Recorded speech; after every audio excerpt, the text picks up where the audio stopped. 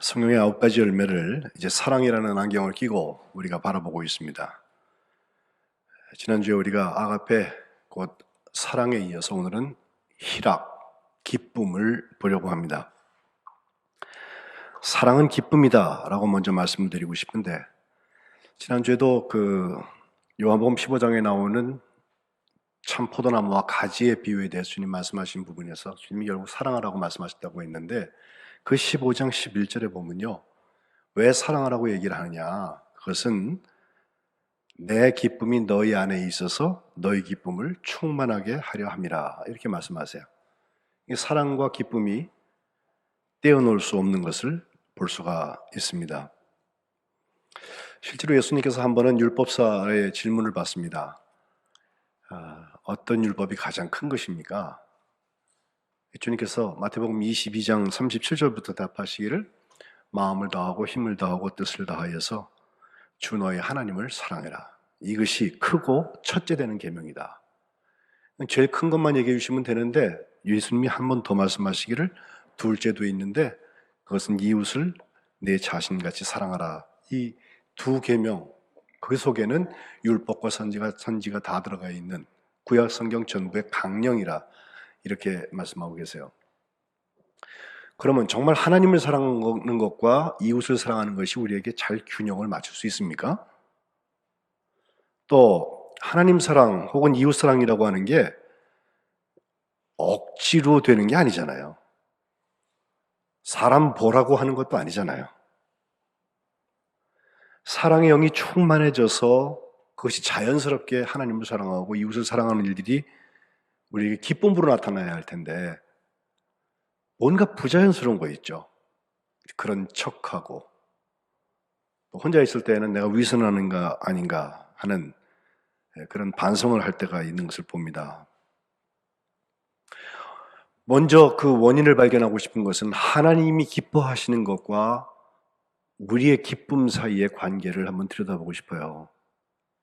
시편 기자는 118편 24절에 오늘 예배 시작에 읽은 말씀이죠. 이날은 여호와께서 정하신 거다. 이날에 우리가 즐거워하고 기뻐하자. 그죠? 하나님의 기쁨 속에 들어가자는 거예요. 또 시편 16편 11절에 보면 주께서 생명의 길을 내게 쭉 보이시는데 주의 앞에는 기쁨이 충만하단 말이에요.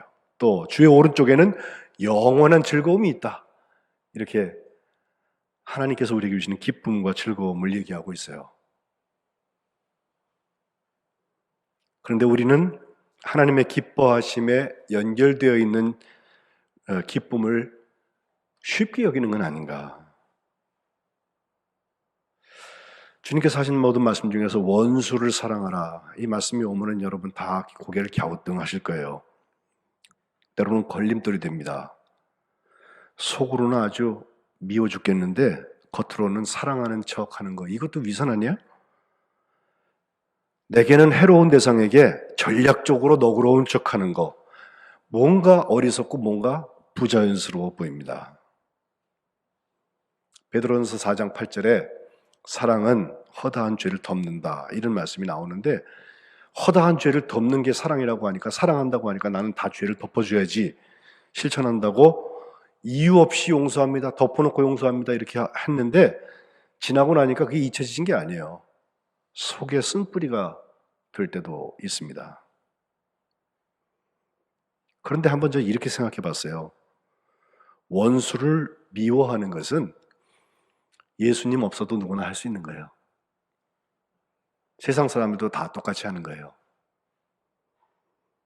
그리고 생각나는 사람 하나, 사랑의 원자탄이라고 우리가 별명을 붙이는 여수 예양원, 애양원, 손양원 목사님 있잖아요. 자기 두 아들을 예수 믿는다는 이유로 처형을 했던 그 안재선 씨, 공산당이죠. 그를 양아들로 삼아서, 그가 나중에 입장이 바뀌어가지고서는 조사받고 있을 때 가가지고서 고문하지 말라고, 내가 우리 집에 아들로 드리겠다고. 그래서 손 목사님의 살아있는 가족들은요, 이해할 수가 없는 거예요.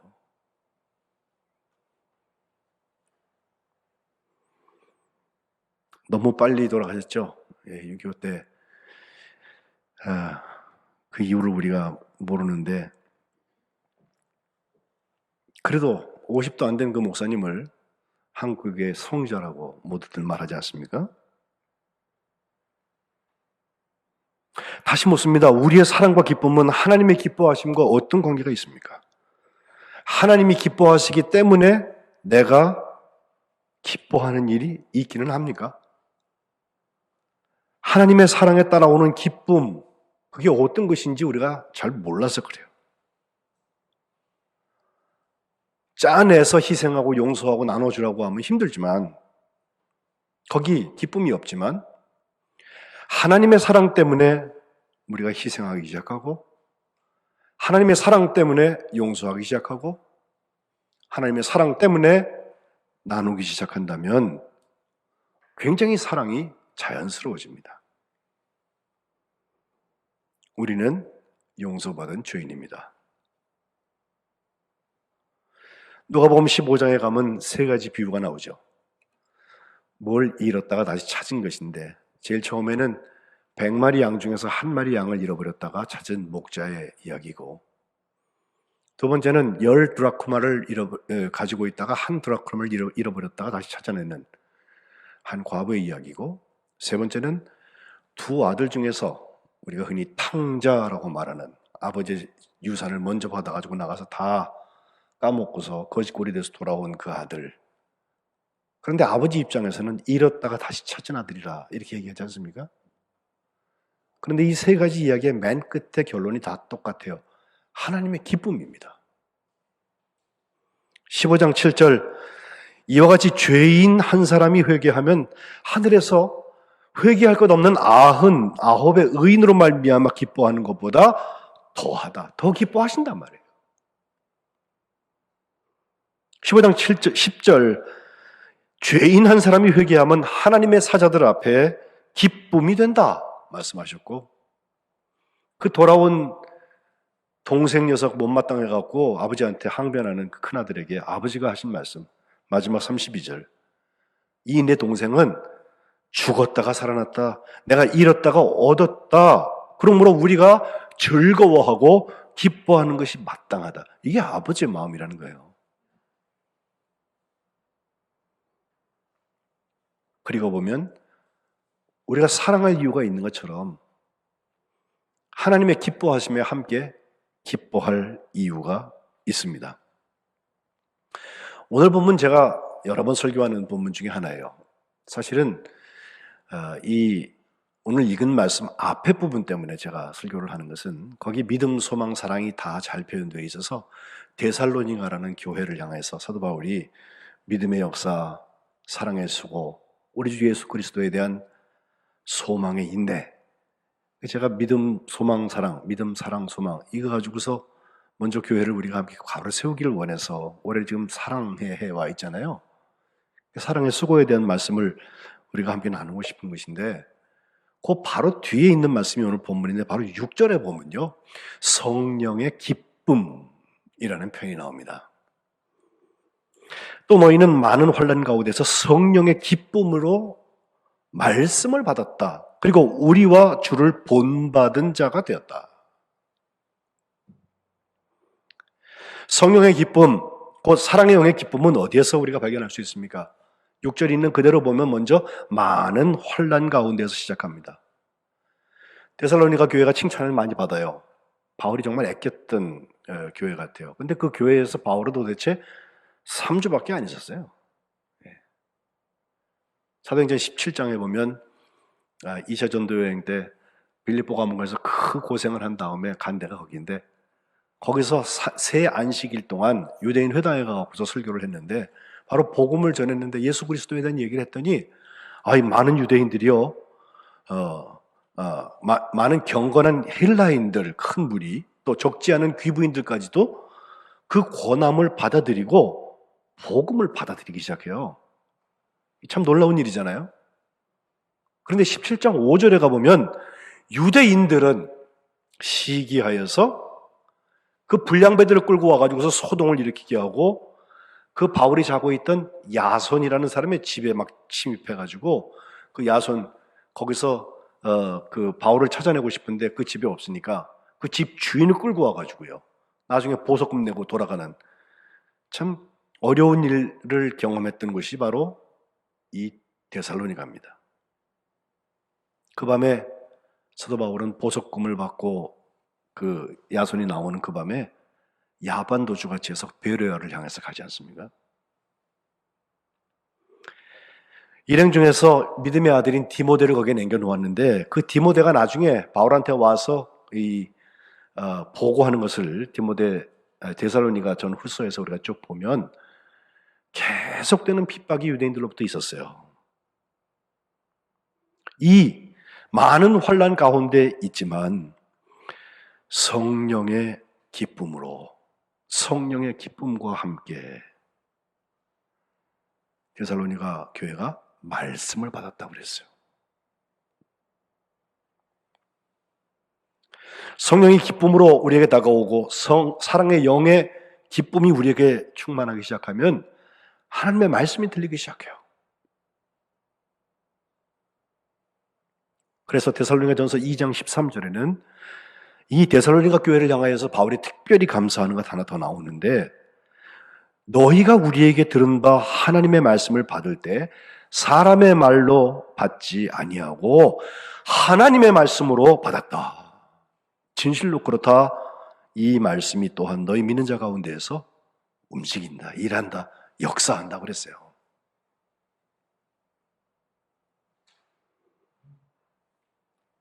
사랑의 영의 기쁨으로 우리는 하나님의 말씀을 받아들일 수 있습니다. 지금 살아계신 신학자들 혹은 목사님들 중에서 이 기쁨을 제일 잘 표현한 분은 역시 존 스테판 파이퍼라는 목사님이십니다. 이분은 침례교회 목사님인데 Desiring God, 하나님을 기뻐하라 라는 책으로 아주 유명하죠. 이분이 1974년도에 뮌헨 대학에서 박사학위를 할 때 그 논문 제목이 원수를 사랑하라였어요. 그럼 원수를 사랑하라의 부제를 달기를 공관복음에 나타나는 마태마가 누가에 나타나는 예수님의 사랑 명령 그걸 쭉 보면서 이것이 초대교회는 어떻게 권면으로 바뀌었고 또 그 전통의 역사와 그 용례를 어떻게 해석하는 것인지에 대해서 아주 좋은 논문을 썼는데 원수를 사랑하라고 논문 쓰고 시작했던 이분이 계속 신학적 작업만 하지 않고 나중에 미국 들어와서 오랫동안 한 교회에서 목회를 하는데 목회하면서 그가 자기 스스로 또 내가 표방하고 이렇게 해나가려고 하는 것을 크리스천 헤도니즘이라고 이것은 기독교 희락주의랄까요? 예수님 때문에 생겨지는 기쁨 이것을 잘 갖고 나가는 것을 말합니다. 하나님을 기뻐하라는 그 책에서 그는 머릿말에 내가 어떻게 하다가 기독교 희락, 기독교인들의 기쁨을 얘기하게 됐는가에 대해서 말씀을 하는데 우리들이 가지고 있는 진정한 문제는 뭐냐? 깊은 만족을 정말 줄 수 있는 그 기쁨을 추구하지 아니하고 너무나 쉽고 가치 없는 기쁨, 그걸 추구하며 거기서부터 우리가 그저 만족을 얻고 있다는 거예요. 세상 사람과 다른 게 없죠. 참된 기쁨은 오직 하나님으로부터 하나님 안에서 얻게 됩니다 라고 말하면서 우리는 하나님께서 축복을 따먹으려고 하나님께서부터 뭐 사랑과 축복과 역사와 이런 걸 구하는 것이 아니라 하나님 안에서 기쁨을 누리는 것입니다. 모든 기쁨을 정당화시키고 모든 기쁨을 추구하려는 거 아닙니다. 사람은 심지어 죄도 기뻐할 수 있어요. 죄가 재밌대요. 그래서 건강한 기쁨이 우리에게 필요하다고 계속해서 주장하고 있습니다. 저는 이 성령의 기쁨이 우리에게 찾아올 때 하나님의 말씀을 받아들이게 한다는 거 우리가 기억했으면 좋겠어요.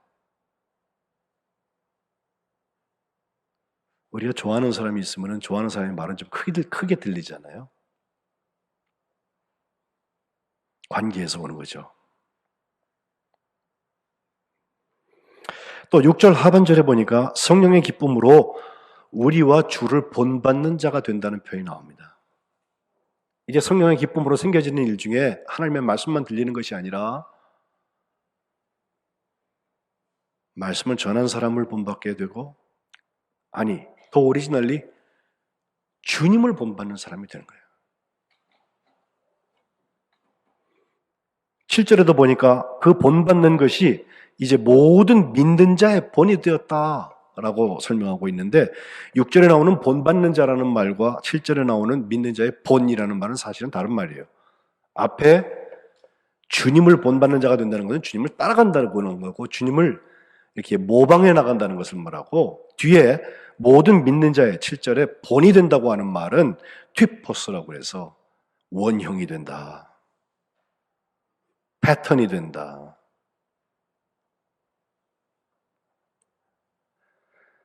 여기 주님을 따르다가 주님의 사랑의 영향력, 주님의 기쁨의 영향력을 다른 사람들에게 주는 사람들의 얘기들이 있어요. 고린도전서 10장에 가보면 31절로 33절까지를 우리가 잘 외워요. 너희가 먹든지 마시든지 무엇을 하든지 다 하나님의 영광을 위해서 하라. 그렇죠?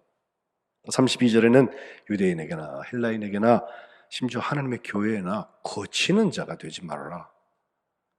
그리고 33절에 나와 같이 모든 일에 모든 사람을 기쁘게 하여서 자신의 유익을 구하는 것이 아니라 많은 사람들의 유익을 구하여서 그들로 구원받게 해라. 이 세 가지 31절, 32절, 33절에 있는 말씀이 우리 그리스도인들이 가지고 있는 삶의 기본적인 방향이에요. 그런데 그 문단이 11장 1절까지 연결되는데 11장 1절에는요, 바울이 아예 이렇게 말합니다. 내가 그리스도를 본받는 자가 된 것 같이 너희는 나를 본받는 자가 되라. 성령의 기쁨으로 주를 본받는 자, 주님을 따르는 사람이 된 것이 결국은 모든 믿는 자의 본이 된다고 하는 것을 보면, 우리가 예수님을 따라갔던 그것이 다른 사람들이 우리 때문에 우리를 본 삼을 수 있는, 이것이 바로 성령의 기쁨으로 시작되는 일들입니다. 사랑의 영의 기쁨은 내가 보기에 그럴듯하게 만들어 놓고서 하나님도 기뻐하시지 그러고선 기분 좋아하는 게 아니에요. 어쩌면 우리를 보고 있는 그 사람들이 그것을 결정할 거예요. 마지막 세 번째는 믿음의 소문이 각처에 퍼졌다는 이 소문 얘기를 좀 하고 싶어요. 한국교회가 지금 깊이 반성하고 있는 것 중에 하나가 이제 대형교회 운동을 쭉 해왔는데, 교회가 큰 교회가 되면요 아주 큰일이 나고 참 교회가 부흥해서 좋겠다, 어느 교회나 다 커지고 싶죠, 뭐 이런 얘기들을 해요. 교회 성장운동의 한 폐단이랄까요, 이런 게 지금 자꾸 보여지는데, 앞뒤가 안 맞는 부분들이 자꾸 생겨가지고, 영혼을 구원하는 일은 가끔 해야 되는데 자꾸 계속해서 끝까지 해야 돼요, 주님 오실 때까지. 그러나 교회의 몸집을 키우는 일, 그게 정말 하나님 앞에 잘하는 거냐, 다시 묻기 시작했어요. 그런데 교회가 그렇게 어쩌면 조금 비정상적으로 막 커질 때 보면요, 소문이 나가요. 근데 소문이 좋게 나갔다고 그래서 부흥회 할 때 보면 저도 이 설교 많이 들었어요. 소문이 좋은 교회가 돼야 된다고, 소문이 좋은 교회가 돼야 된다고. 그렇죠. 나쁜 소문보다는 좋은 소문 나가는 게 낫죠. 그러나 여기 믿음의 소문이 각처에 퍼졌다고 하는 것은 먼저 8절에 있는 그대로 주님의 말씀이 너희에게로부터 들려졌다, 에코같이 퍼져나갔단 말이에요. 우리가 사는 모습 보고 다른 사람들이 주님의 말씀을 듣게 되었다. 또 다른 하나는 하나님을 향하는 너희 믿음의 소문이 각처에 퍼졌다. 이 공동체가 좋다, 여기서 그런 일이 나왔다는 걸 광고하라는 게 아니라 하나님을 향하는 우리의 믿음, 그것이 소문나기 시작했다는 거예요. 그러니 내가 거기다가 첨언하지 않겠다고 사도 바울은 말하고 있습니다.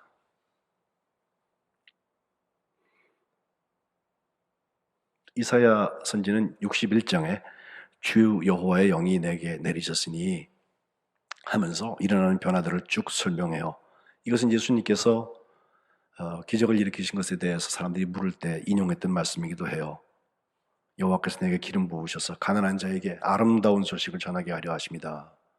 나를 보내셔서 마음이 상한 자를 고치고 포로된 자에게 자유를, 갇힌 자에게 노임을 선포하며 여호와의 은혜의 해와 우리 하나님의 보복의 날을 선포하여서 모든 슬픈 자를 위로하되 61장 3절 무릇 시온에서 슬퍼하는 자에게 화관을 주어서 꽃으로 된 관을 주어서 그 죄를 대신하며 기쁨의 기름으로 그 슬픔을 대신하며 찬송의 옷으로 그 근심을 대신하시고 그들이 의의 나무 곧 여호와께서 심으신 그 영광을 나타낼 자라고 일컬음을 받게 하려 하심이라고 했어요. 이것은 우리들의 모습이기도 합니다. 사랑의 영이 임해서 하나님의 그 기쁨의 기름을 슬픔 대신에 입을 수 있는 사람들, 오늘 성령 충만한 사람들이 그 열매를 맺혀가야 할 것입니다. 영국의 한 선교사 얘기를 오늘도 하고 말씀을 마치려고 그래요.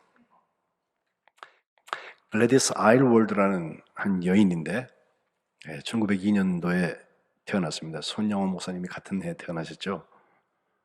영국의 한 가난한 노동자의 딸로 태어나서 14살부터 부잣집에 들어가서 하녀처럼 가정부 일을 하면서 그 집에 잠자리를 얻고 또 밥으로도 먹으면서 시간을 보냈습니다. 뭐 임금도 조금밖에 못 받고 일은 참 많았다고 그래요. 근데 그녀가 18살 되던 날 어느 날 교회에 가서 설교를 듣는데 그 말씀을 듣다가 나도 복음을 전해야 되겠다고 하는 하나님의 음성을 들어요. 그런데 그녀는 지금까지 선교사가 될 준비 아무것도 안 돼 있어요. 특별히 이분이 제일 못하는 게 뭐냐면 공부예요. 공부하라고 그러면 머리에 쥐가 난대요.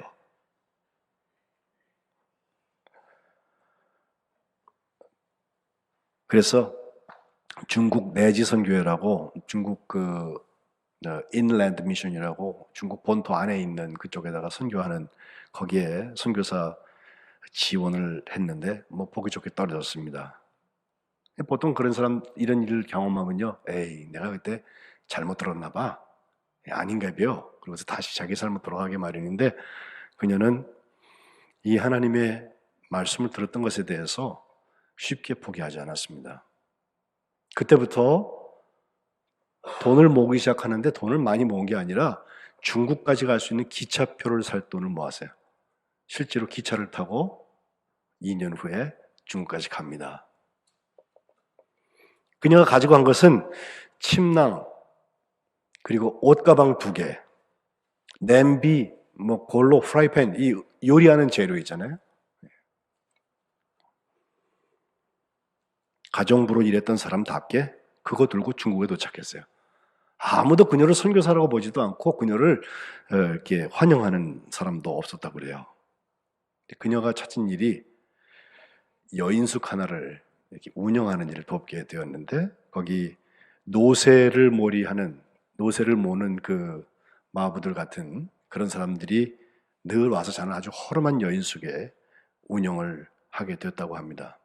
일은 정말 고된데 보상도 없고, 그러나 시간이 가면서 그녀는 그 일에 익숙해지면서 노새 머리꾼들하고 접하면서 중국말을 배우기 시작해요. 기회가 한번 왔습니다. 중국에 여인들이 집에서 도망가지 못하게 한다고 해서 발을 접어서 막 어렸을 때 전족이라고 하잖아요. 그런 악습이 있었는데 그걸 금지하게 되면서 전족 금지하는지 검사관 역할을 해달라고 그런 기회가 되어서 그녀는 그것을 이렇게 해석했어요. 내가 이걸 들고 어디든지 가게 될 테니까 전국 통행증 가지고 어디든지 가면 가는 곳에서 예수님의 복음을 전해야 되겠다. 그러다가 1937년도에 일본이 중국을 쳐들어왔습니다. 전쟁이 나니까 전쟁 고아들이 생기니까 이 여인이 그 전쟁 고아들을 돌보기 시작해요.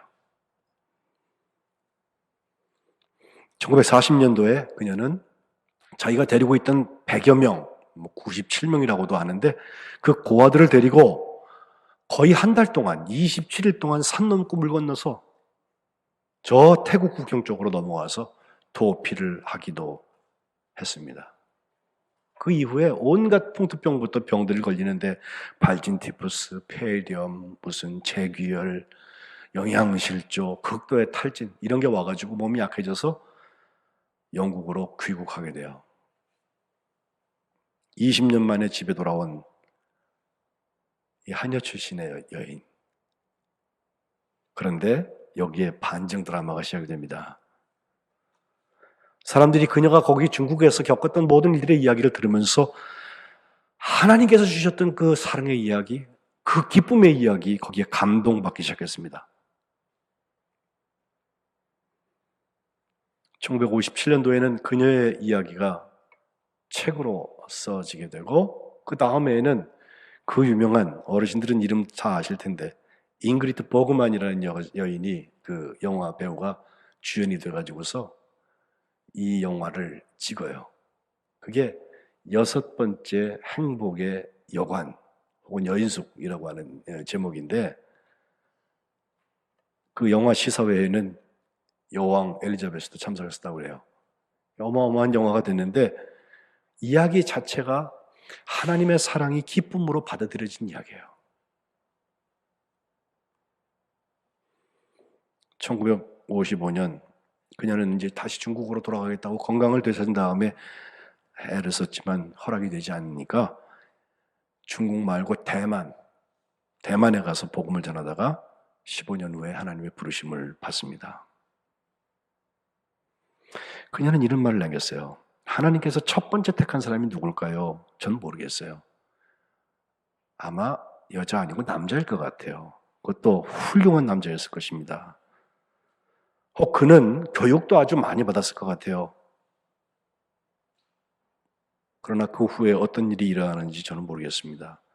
그가 죽었는지 아니면 하나님의 부르심을 거절하고 아직 살아있는지. 그런데 하나님께서 놀랍게도 저 아래를 내려다보시고 또 내려다보시다가 작고 보잘것없는 나 글래디스 아일워드를 찾으셨습니다. 그게 전부입니다.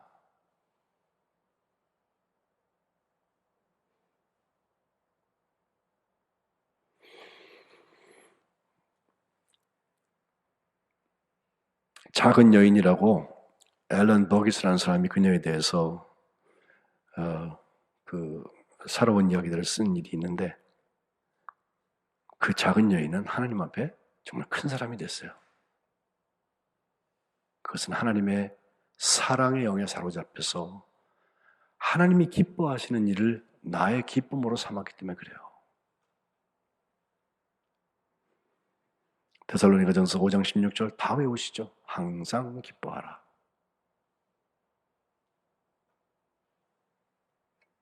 사랑의 영은 기쁨을 열매 맺게 될 것입니다. 우리 거룩한 백성은 모두가 사랑의 영에 사로잡혀서 사랑에 이어서 희락을 열매 맺으시기를 주님의 이름으로 축복합니다.